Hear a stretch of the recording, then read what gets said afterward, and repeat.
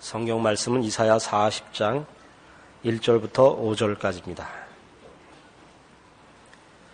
이사야 40장 1절부터 5절까지입니다.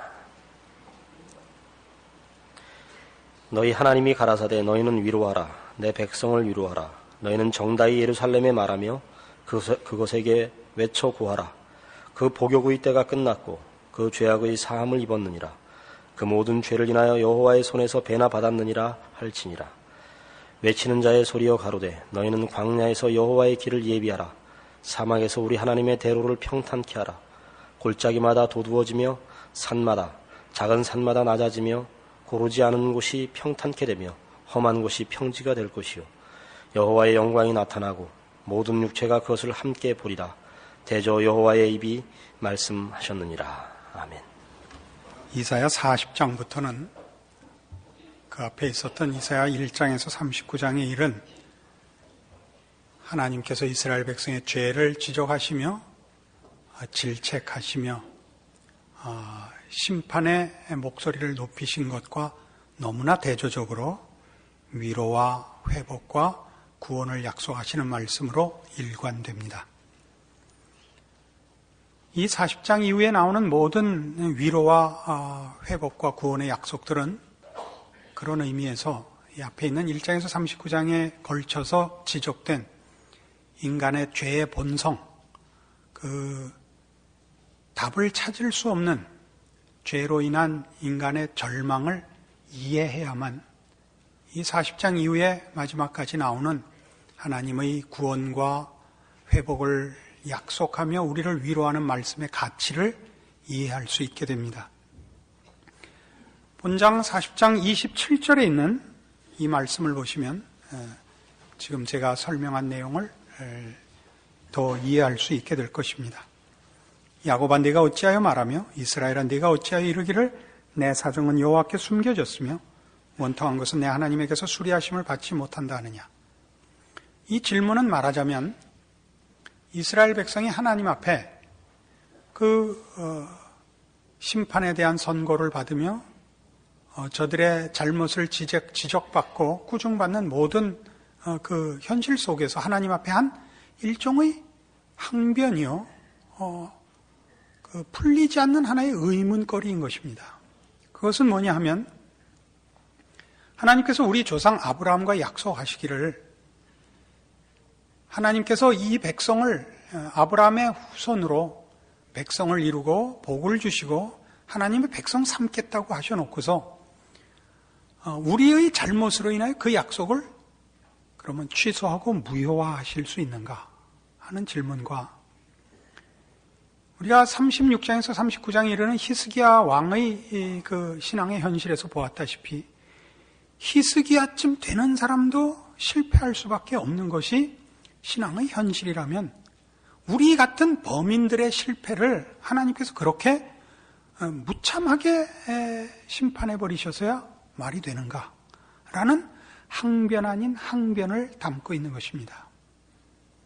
여기에 대한 답을 말하자면 하나님께서 그 약속이 유효하다라고 답하시고 너희들이 절망하고 그래서 울부짖은 모든 비명과 호소에 대하여 내가 충분한 답을 하겠다라고 말씀하시는 것이 40장 이후의 이사야서의 내용인 것입니다.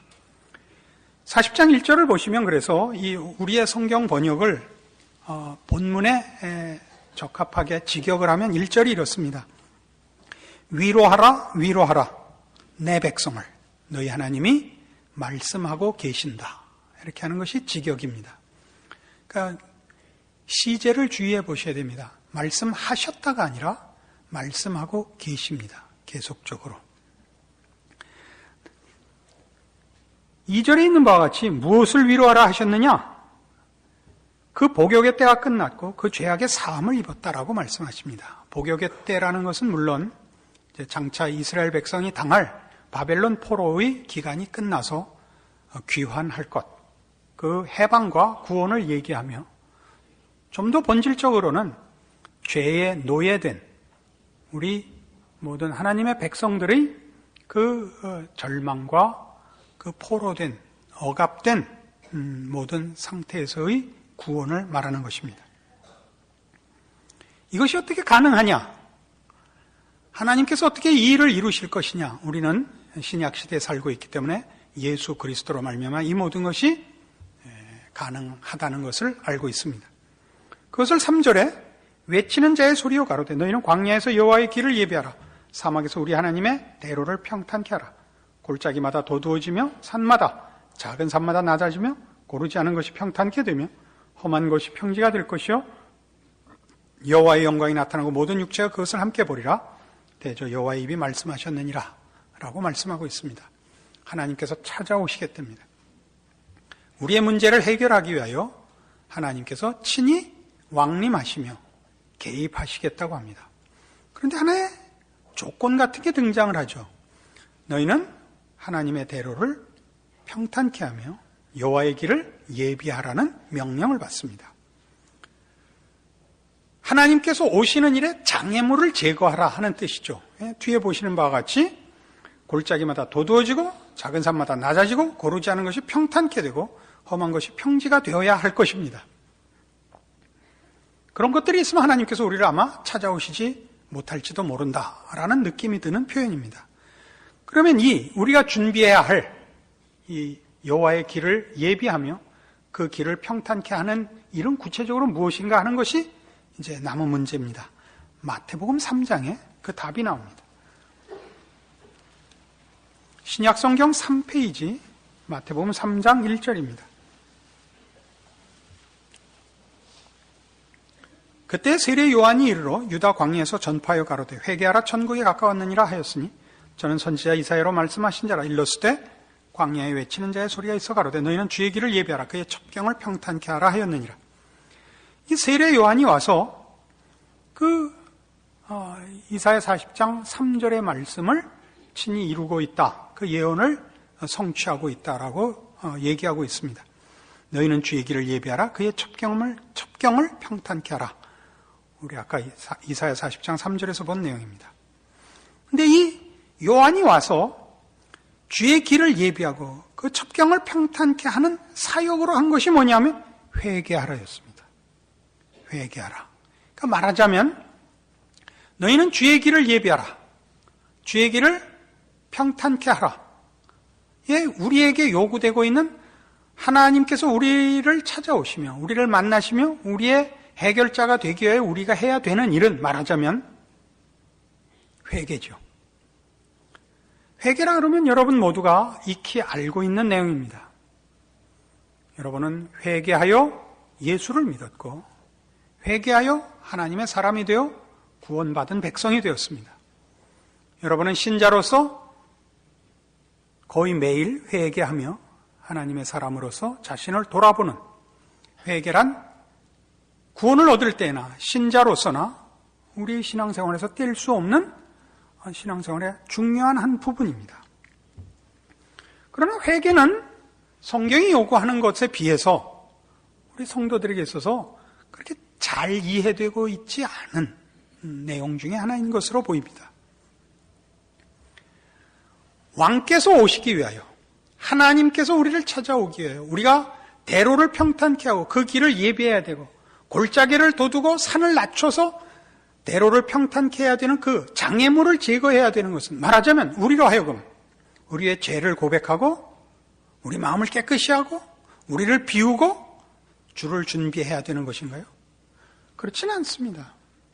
우리는 아무도 죄를 먼저 다 씻어내고 그 다음에 주를 영접하지 않습니다. 우리는 예수님께서 오셔서 가르쳐 주셔서 사실은 우리가 죄인인 것을 압니다. 신앙생활에 있어서도 마찬가지입니다. 구원을 얻는 문제에서만 이 회개라는 것이 이해가 성경적인 이해가 우리의 일반적인 생각과 다르는 것 이상으로 신앙생활에서도 우리는 회개가 이제까지 잘못한 것을 자복하여 주 앞에 용서를 구하여 깨끗이 씻음을 받는 거라고 생각해서는 안 됩니다. 왜냐하면 여러분은 하나님 앞에 죄를 자복하고 그 죄의 씻음을 받고 그래서 새로 시작해서 그 다음에 흠없이 가본 적이 있습니까? 회개라는 것이 다시는 반복하지 않겠다는, 이 죄를 반복하지 않겠다는 약속과 결심으로써 그렇게 하나님께 바쳐지고, 그래서 죄사함을 받고 다시는 회개할 것이 없는 신앙생활을 한 사람은 역사상 없었고 성경상에도 없습니다. 그러나 우리는 회개를 그렇게 생각하고 있습니다. 그래서 무슨 문제가 생기느냐? 신앙생활에 오류가 생기죠. 어떤 오류가 생기나 봅시다. 이 회개에 관한 이해를 7절 이하에 성경은 이렇게 예를 들어 설명하고 있습니다. 요한이 많은 바리새인과 사두개인이 세례 베푸는데 오는 것을 보고 이르되 독사의 자식들아, 누가 너희를 가르쳐 임박한 진노를 피하라 하더냐. 그러므로 회개에 합당한 열매를 맺고 속으로 아브라함이 우리 조상이라고 생각지 말라. 내가 너희에게 이르노니 하나님이 능히 이 돌들로도 아브라함의 자손이 되게 하시리라. 바리새인들과 사두개인이 오는 것을 보고 요한이 저들을 꾸짖습니다. 너희가 이미 하나님의 백성이라고 생각하지 말라. 너희야말로 바로 회개해야 되는 사람이다. 이렇게 지적하고 있습니다. 그리고 그런 의미에서 회개하라 천국이 가까웠느니라, 주의 길을 예비하라에 해당하는 이 내용이 무엇인지를 이 사두개인들과 바리새인들로 인해 우리는 이해하는데 많은 도움을 받습니다. 바리새인들은 이스라엘 사람들 중에 종교적 또는 사회적 차원에서 가장 애국적이고 신앙상으로 경건한 사람들에 속하는 집단입니다. 이스라엘은 바벨론 포로에서 벗어난 후 페르시아의 영향 아래에 있다가 그 페르시아가 알렉산더에 의해서 정복당한 후에 알렉산더에 의해서 통치를 받습니다. 알렉산더가 죽고 네 장군이 그 중동 지역을 나누어 가졌을 때 그 한 장군에 의하여 그 속국이 됐다가 그 다음에 로마에 의하여 속국이 됩니다. 그러니까 많은 이스라엘 역사의 많은 부분을 남의 나라의 속국으로 지내죠. 그래서 이제 이 바리새파들은 이 자기 나라의 이러한 운명들, 이러한 현실에 대하여 애국적 견지에서 또는 신앙적 차원에서 일종의 자정운동과 회개와 열심을 낸 이스라엘이라는 나라에서 그 국민적 지도급에 속하는 집단이 되었습니다. 참다운 신앙생활을 하는 것과 참다운 나라를 위한 애국심을 실천하는 것이 이 바리새파의 큰 목적이요 내용으로서 이 집단이 성립됩니다. 그런데 예수님 당시에 여러분 바리새파라 그러면 일단 벌써 색안경을 끼고 가장 신앙적으로 매도되고 욕먹어 마땅한 집단으로 이해하고 있을 겁니다. 그 죄목이 뭐였습니까? 외식하는 자들이었습니다. 매일 밥 안 해 먹고 나가서 사 먹는 사람들이었습니다. 저들이 왜 외식하는 사람이 됐을 것이라고 생각하십니까? 왜 치장을 하고 거짓으로 자신을 감쌌을까요? 하나님의 법을 지켜보니까 지킬 수가 없었거든요. 바리새파가 외식자가 된 가장 큰 이유는 그걸 지킬 수 없었던 탓입니다.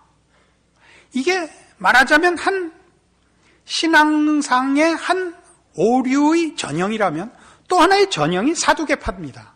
사두개파는 바리새파가 이런 종교적 헌신과 애국적 차원에서 규합된 집단이었다면, 그런 이상주의적 집단이었다면 사두개파는 신분적 집단입니다. 제사장 계급에 속하는 자들입니다. 그러니까 사회적으로 이미 이스라엘이라는 사회에서는 지도급에 속하는 자들이었는데, 뜻밖에도 이들은 제사장 계급에 속하면서도 이들은 현실론자였습니다. 현실과 타협하고 현실이 다라고 생각해서 이 생을 아주 유일한 목적으로 삼고 살았던 속물주의자들이었습니다. 뜻밖이죠? 한쪽은 가장 이상주의적인 집단이었고 한쪽은 가장 현실적인 집단이었는데 이유는 동일합니다. 하나님의 법을 지킴에 있어서 저들은 둘 다 실패했던 것입니다. 그 실패가 한쪽은 거짓을 낳았고 한쪽은 체념을 낳은 거죠. 이해하시겠습니까? 이건 오늘날에도 동일합니다. 어느 시대나 동일합니다. 우리는 사실 기독교 신앙에서 언제나 바리새파와 사두개파를 만납니다. 절망이 하는 일을 제대로 이해 못하면 여러분은 바리새인이 되거나 사두개인이 됩니다. 한국 교회는 이 두 양면을 동전의 앞뒷면 같이 가지고 있습니다. 주장하고 명분으로 내세울 때는 바리새파 같이 굴고 실제 생활은 사두개파 같이 삽니다. 그러니까 한국 교회의 신앙은 그 떠들어지는 것에 비하여 현실 생활과는 거리가 멉니다. 이거 우린 모두가 알고 있는 일입니다.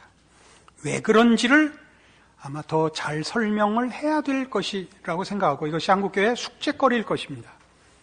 한국교회는 겁없이 이 절망을 외면한 것 같이 보입니다. 하면 된다가 한국교회의 가장 중요한 동력이 되어 있습니다. 비전이 난무하고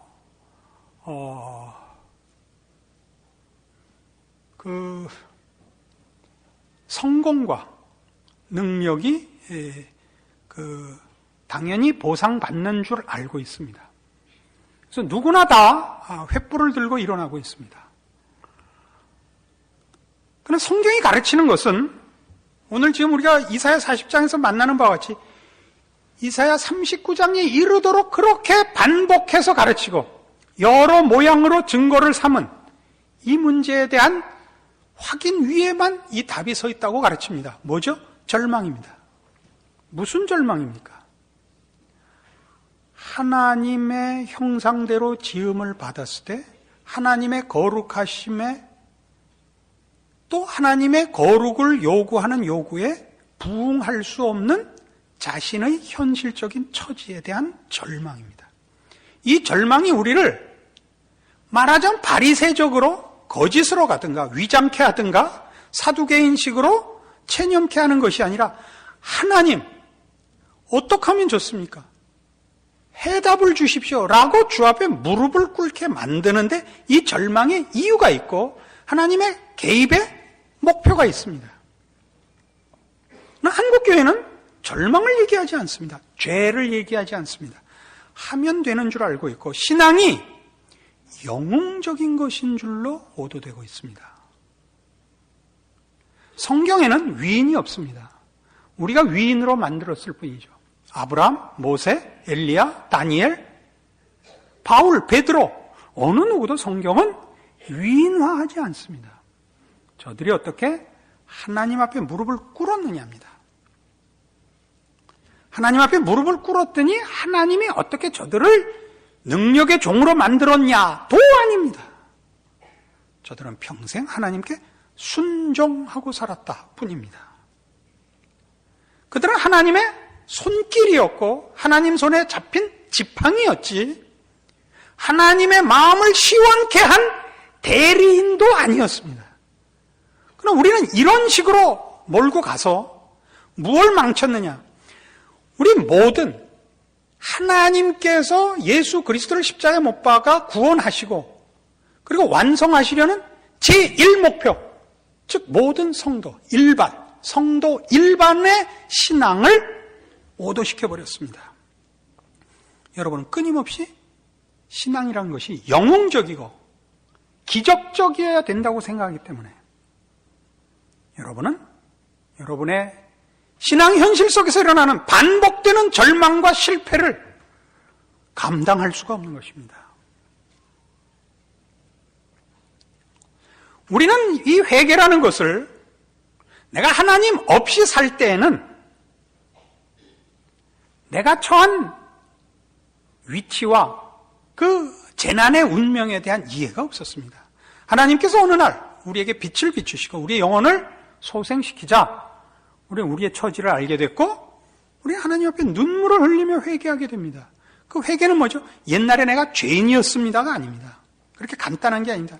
옛날에 내가 거짓말했고 강도짓했고 나쁜 말했고 남을 시기했고 질투했고 이런 것이 회개가 아니고 하나님 없이 하나님의 자녀로 지음을 받았으면서도 하나님의 거룩하신 요구에 부응치 못하는 자신에 대한 아무 자각도 없이 살았습니다. 이 무지함과 이 비천함과 이 병신 같은 것을 용서하여 주옵소서입니다. 하나님 없이는 저는 완전 꽝입니다. 이런 뜻이죠. 이게 회개입니다. 1차적으로. 구원 얻은 이유는 어떻게 됐죠? 우린 모두가 하나님께서 우리에게 요구하신 신앙상의 내용들과 기준과 목표를 갖고 있습니다. 우리는 원수를 사랑해야 하고 우리를 핍박하는 자를 위해 기도해야 되고 오래 참고 용서하고 70번씩 7번이라도 용서해 줘야 됩니다. 그렇게 합니까? 못하지요. 우리 거기서 놀랍니다. 구원을 받았으면 확실한데 구원받은 자로서의 신앙의 현실은 이렇게 실패로만 얼룩진다는 것을 납득할 수가 없고 뭐 별 열심을 다 내볼 수 있죠. 기도원에도 가고 금식도 하고 철야도 하고 뭐 손 흔들고 기도도 통성으로 해봤을 때고 틀니 뽑고 아우성도 쳐봤을 테죠. 그러나 그런 것들이 여러분에게 영원한 신앙의 어떤 경지를 고정시켜 주던가요? 아닙니다. 잠깐의 효과가 없었던 것은 아니지만 다시 돌아오고 다시 돌아오고 다시 돌아오는 현실을 봅니다. 그래서 우리는 어떻게 합니까? 에라 모르겠다가 됐죠. 다 체념해버렸습니다. 우리 하나님께서 우리에게 그 아들을 주셨을 때 예수 그리스도의 사역에는 두 가지가 있습니다. 하나는 십자가입니다. 여러분 잘 아시는 거죠. 그리고 또 하나는 교회입니다. 예수님은 우리를 죄악된 상태에서 하나님의 자녀 되게 하기 위하여 십자가에 달려 돌아가셨을 뿐만 아니라 하나님의 자녀가 된 당신이 구원한 백성들이 그 구원을 실패치 않게 하기 위하여 우리와 연합하고 계십니다. 그럼 우리의 머리가 되셔서 우리와 우리 성자 하나님이 연합되게 장치해 놓으셨습니다. 내가 죄를 짓는 현장에도 주님이 함께 계시는 셈입니다. 그는 우리를 위해 간구하시며 우리의 구원을 완성하시기 위하여 우리와 분리되지 못하도록 당신을 우리에게 묶으셨습니다. 이게 교회입니다. 그러면 우리가 겪는 신앙의 현실에서의 실패는 무엇을 의미하는 것인가?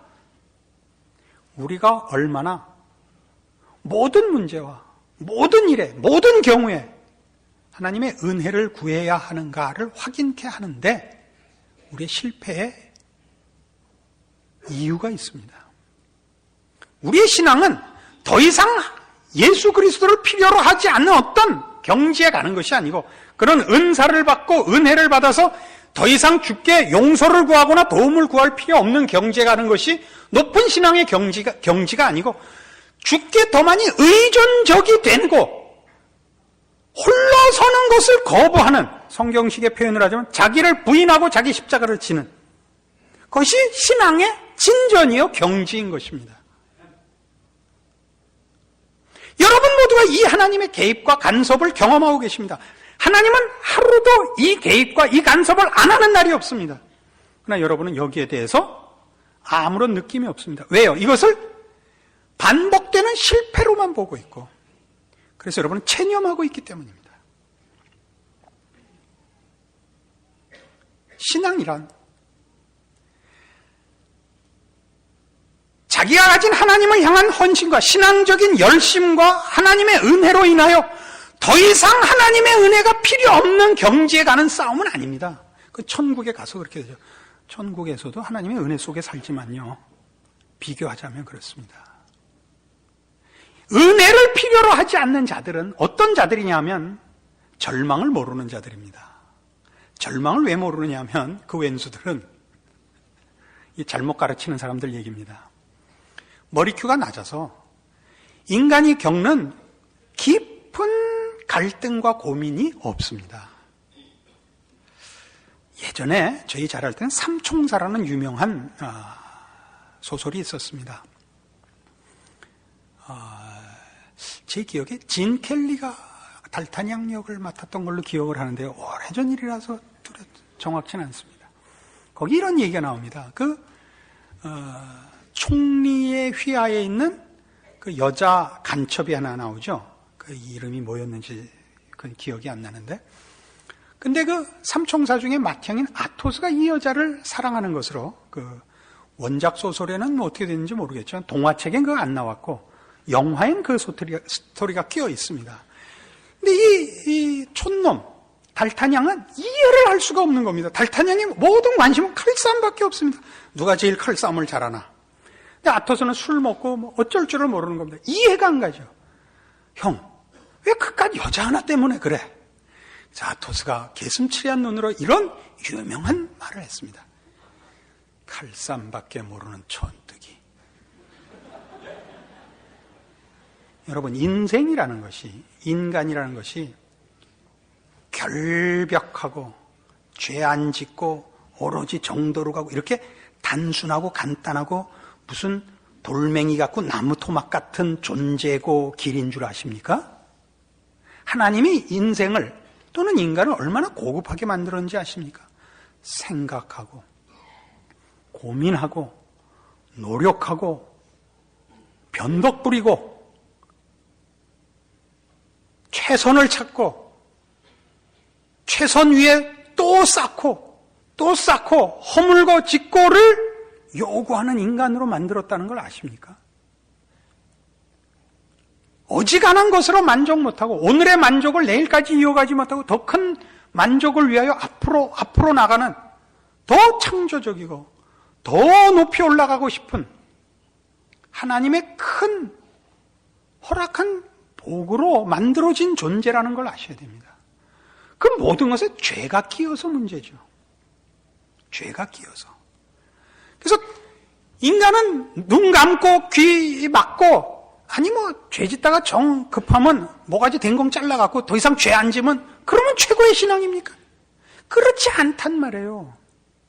여러분의 신앙에 대해서 절망을 하고 여러분 자신에 대해서 이게 어떻게 된 것이냐 갈등을 하면서도 여러분 안 죽고 또 최후의 답을 물으러 가지 않고 절벽에서 뛰어내리지도 않고 그 또 이렇게 가끔은 빈정거리고 가끔은 자책하면서 때에 따라서 임기응변하면서 눈치껏 여기까지 오고 있는 그 모든 재주들이 다 뭡니까? 여러분이 범상한 존재가 아니라는 거죠.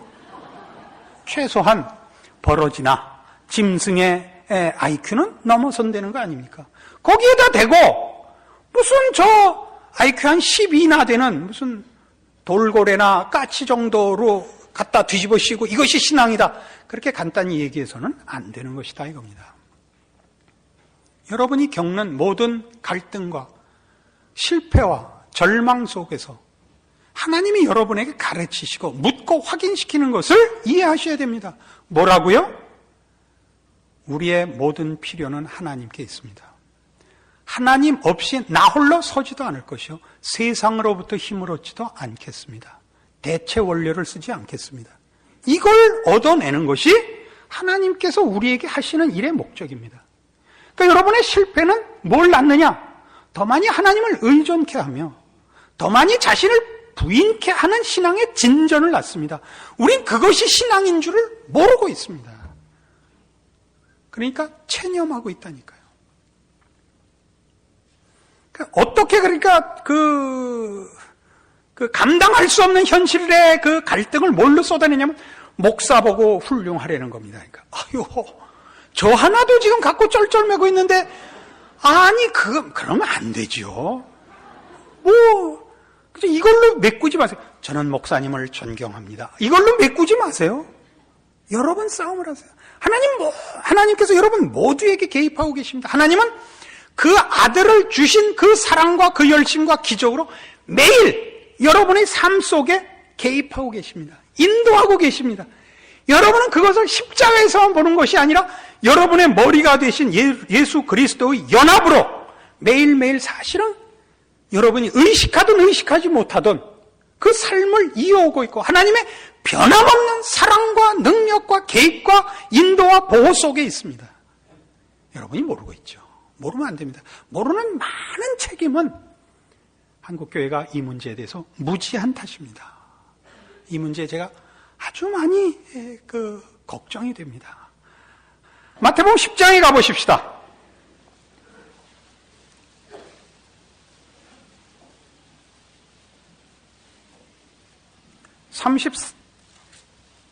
34절입니다. 내가 세상에 화평을 주러 온 줄로 생각지 말라. 화평이 아니요 거물을 주러 왔노라. 내가 온 것은 사람이 그 아비와 딸이 어미와 며느리가 시어미와 불화하게 하려 함이니 사람의 원수가 자기 집안 식구리라. 아비나 어미를 나보다 더 사랑하는 자는 내게 합당치 아니하고 아들이나 딸을 나보다 더 사랑하는 자도 내게 합당치 아니하고 또 자기 십자가를 지고 나를 쫓지 않는 자도 내게 합당치 아니하니라. 자기 목숨을 얻는 자는 잃을 것이요 나를 위하여 자기 목숨을 잃는 자는 얻으리라. 이건 신자가 어떤 자이며 신자가 겪는 갈등과 절망이 무엇인지를 이거보다 잘 설명한 것은 없을 겁니다. 자, 왜 가족끼리 싸움을 하게 될까요? 우리가 하나님 없이 살 때, 이 세상의 원리를 따라서 살 때는 자기를 편드는 것은 자기밖에 없습니다. 이 세상은. 우리는 자기밖에 또 편을 들지 않습니다. 나를 편들 사람은 나밖에 없고 또 우리는 나밖에 편들지 않습니다. 다 자기 편입니다. 그렇죠? 아닌 것 같은 얼굴을 해봤자 소용이 없습니다. 우리는 다 자기 편입니다. 근데 이 개인이 필요에 의해서 이 세상을 살기 위해서 어떤 우리라는 단체를 만들어야 될 때가 있습니다. 그죠? 우리. 근데 우리라는 집합체가 혈연으로 만들어진 것이 제일 가깝습니다. 미국에 있는 마피아가 그렇고 어디나 다 그렇습니다. 왜 그렇죠? 우리가 혈연을 믿는 가장 큰 이유는 사람이 믿을 만한 존재가 아니라는 걸 다 알기 때문입니다. 사람이 변덕을 부리고 배신을 한다는 걸 다 알기 때문에 우리는 그나마 혈연을 가장 가까운 동지로 묶는 최고의 기준으로 삼고 있습니다. 이것은 말하자면 하나님 없는 자들이 가지는 신뢰요 연합입니다. 그러나 하나님을 알고 예수 그리스도로 말미암아 구원을 얻고 나면 하나님 안에서 가지는 평안, 하나님께서 주시는 위로, 하나님께서 주시는 소망, 우리에게 약속된 하나님의 모든 복들은 세상의 그 어떤 힘이나 관계나 이런 것과 비교할 수도 없고 그리고 충돌할 수밖에 없습니다. 세상의 연합은, 세상의 동맹은 세상의 것을 얻기 위한 것이고 하나님과의 동맹은 영원한 것을 얻기 위함인 것이기 때문에 하나님을 우리의 동맹으로 삼자마자 우리는 세상의 동맹이라는 그런 기준이나 목적이나 내용을 다 거부할 수밖에 없게 됩니다. 이것이 혈육을 미워할 수밖에 없는 것으로 나타납니다. 그러나 더더욱 이 문제는 조금 더 한 걸음 더 밀고 들어가면 하나님 안에서 얻는 답이 세상에서 얻는 답과 비교가 되지 않는 것은 세상의 것으로는 하나님의 자녀로서 하나님을 아는 자로서 인식하게 된 인생과 인간의 문제를 풀 수 없다는 사실을 알게 된 탓입니다.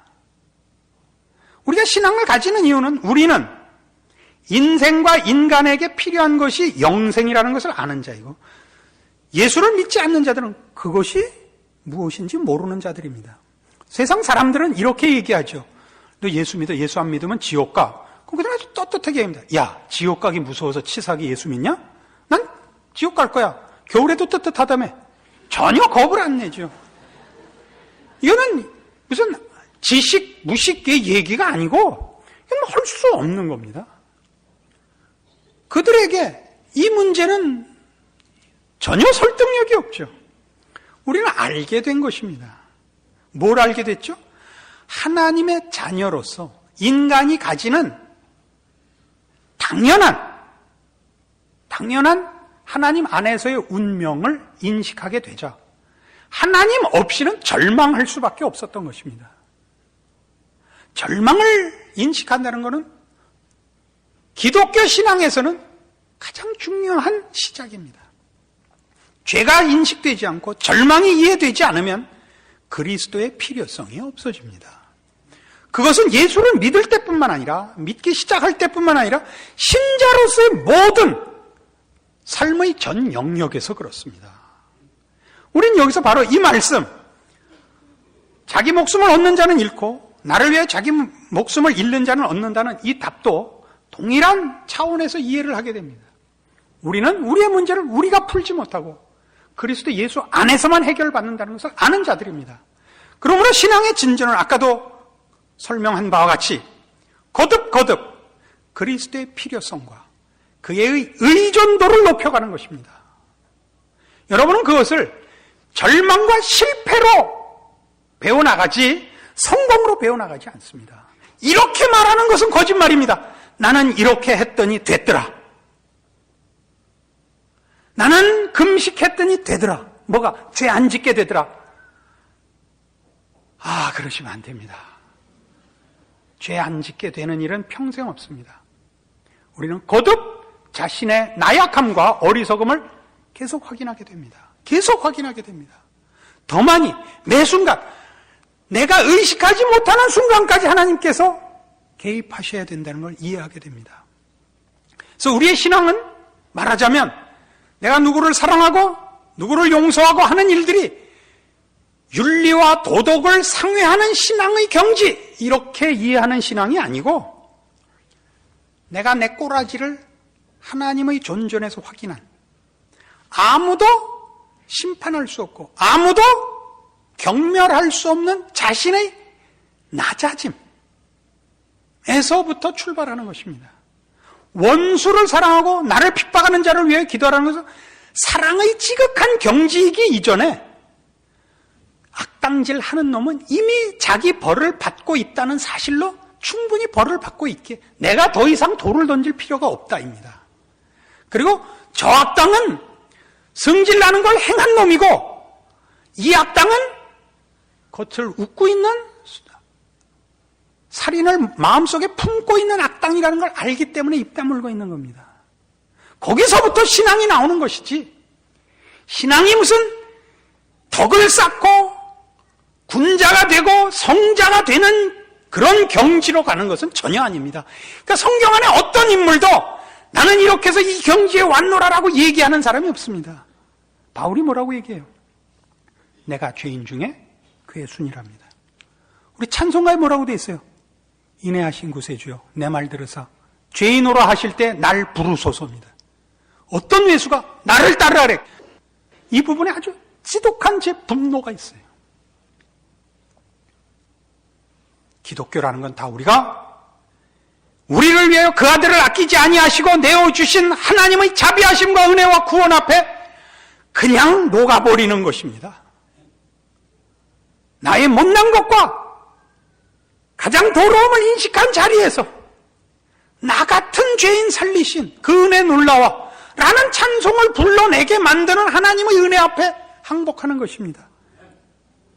어떤 가스펠송 작가가 이런 가스펠송을 지었습니다. Why me Lord? 주여 왜 납니까? 번역 틀릴까봐 하루 종일 외우고 왔습니다. 왜 납니까? 자기 꼬라지를 하는 것입니다. 기독교는 여기에 있습니다. 우리를 찾아오신 하나님, 용서하신 하나님, 구원하신 하나님. 우리가 절망하고 우리도 우리를 포기하고 우리도 우리가 미운 그 자리에 찾아오신 구원의 손길로부터 시작합니다. 이것을 벗어나면 자랑의 경쟁밖에 없습니다. 심판이 난무하고 경멸과 우월감의 큰 소리밖에 남지 않게 됩니다. 이것 때문에 여러분들이 여러분의 정당한 신앙생활을 포기하고 있을까 봐 오늘 이 말씀을 들어 증거합니다. 힘내시고 그 아들을 아끼지 아니하시고 주신 하나님 앞에 여러분의 현실을 고백하시고 기대시고 의뢰하시고 맡기십시오. 기도하십시다. 하나님 아버지 은혜를 감사합니다. 우리를 죄와 사망에서 구원하신 것과 절망과 자폭에서 구원하시는 것을 감사하며 믿습니다. 우리가 확인하는 우리의 못난 것들이 우리를 타협이나 체념으로 몰고 가지 않고, 또는 저 가증된 거짓된 외식으로 가지 않고 오직 하나님 앞에 무릎 꿇게 하는 것으로 가게 하사 더 많이 주를 의지하게 하옵소서. 그래야 우리가 모두를 불쌍히 여기고 모두를 나의 못난 것으로부터 내다보는, 과연 성경이 얘기하는 온유와 겸손과 용서와 사랑과 긍휼과 자비로 가는 신앙의 정당한 길을 걷게 하여 주시옵소서. 지금은 우리 주 예수 그리스도의 은혜와 하나님 아버지의 극진하신 사랑과 성령님의 교통하심이, 주께서 우리를 위해 그 아들을 보내신 사실 앞에 우리의 모든 절망과 자폭을 벗고 눈물과 한숨을 거두고 주 앞에 나와 우리의 구원과 은혜와 긍휼과 자비를 구하며 믿음으로 아멘하고 돌아가는 심령들 위해 영원토록 함께 있을지어다. 아멘.